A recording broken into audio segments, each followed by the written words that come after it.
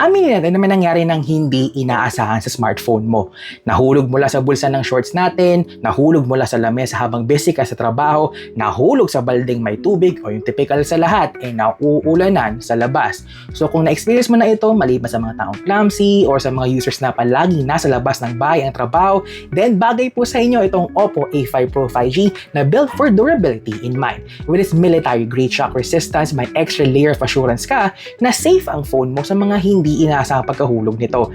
And since may multiple liquid resistance siya up to IP69 dust and water resistance plus may splash touch feature, kahit basa pa ang kamay mo after mo maghugas ng plato o nahulog sa kumukulong sabaw sa hotpot machine, wala kang magiging problema dito.